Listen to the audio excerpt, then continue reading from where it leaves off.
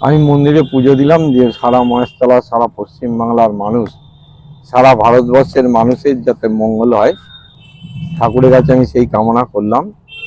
এবং এর মধ্যে দিয়ে আমি পশ্চিমবাংলাকে দুর্নীতি মুক্ত করার জন্য ঠাকুরের কাছে আশীর্বাদ চাইলাম।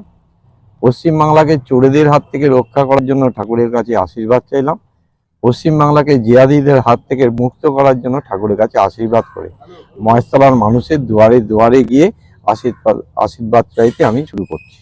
মানুষ যেভাবে দুয়ার ভরে এগিয়েছে আশীর্বাদ করছে, যেভাবে মানুষ বাড়ির বাইরে বেরিয়েছে, কেউ ছাদে উঠছে, কেউ বাইরে বেরিয়ে আসছে, কেউ ঘরের ভিতর থেকে হাত নেড়ে যেভাবে ইশারা করছে, তাতে আমার দৃঢ় বিশ্বাস যে সারা পশ্চিমবাংলায় পরিবর্তন হচ্ছে, মহেশতলায় পরিবর্তন হবে। মহেশতলাবাসীকে আমি এই বার্তাই দেবো যে আমি নির্বাচিত হব এবং নির্বাচিত হওয়ার পর মহেশতলার মানুষের স্বাস্থ্য পরিষেবা যাতে পায়, ন্যূনতম স্বাস্থ্য পরিষেবা, তার সাথে সাথে মহেশতলার সবচেয়ে বড় সমস্যা জল নিকাশি ব্যবস্থা, সেই জল নিকাশি ব্যবস্থার একটা সুষ্ঠু সমাধান আমি তৈরি করে দেবো মহেশতলাবাসী।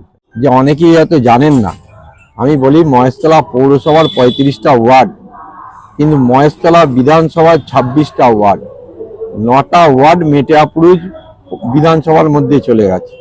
হয়তো অনেকেই জানে না, কমেন্টস করছে, আমি তাদের উদ্দেশ্যে বলবো যে আগে জানতে হবে মহেশতলা বিধানসভা কতটুকু এরিয়া, কটা ওয়ার্ড, আর মহেশতলা পৌরসভার কটা ওয়ার্ড, সেই সম্বন্ধে জেনে যারা যদি মানুষগুলো কমেন্টস করে, তাহলে আমি মনে করি মহেশতলার মানুষের কাছে সঠিক বার্তাটা পৌঁছাবে।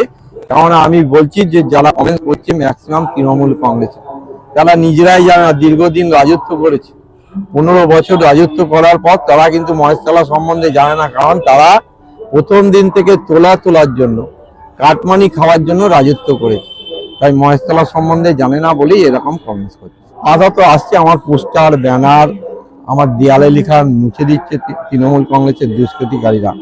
আমি আবার আপনাদের মধ্যে দিয়ে মহেশতলার মানুষের কাছে আবেদন করব যে ওদের নাম দেয়ালে থাক, আমাদের নাম মহেশতলার মানুষের বুকের ভিতরে থাক। নির্বাচনে 29 তারিখে মানুষ ভিতরে গিয়ে বোতাম টিপে ঠিক সঠিক রায় দিয়ে দেবে।